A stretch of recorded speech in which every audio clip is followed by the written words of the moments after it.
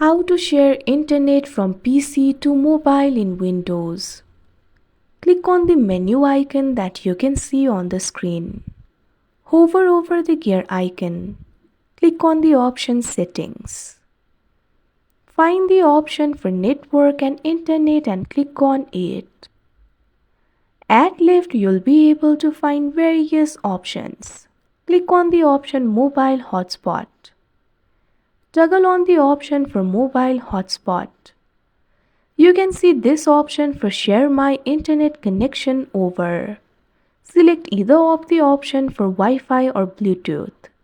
You'll be able to see the network name and network password over here. You can click on the option Edit in order to edit it. Once you do that on your mobile device, open the Wi-Fi settings. Find this network name, enter the password and you'll be connected to the internet. Like this, you can share internet from PC to mobile in Windows. That's it for this video. Thank you for watching.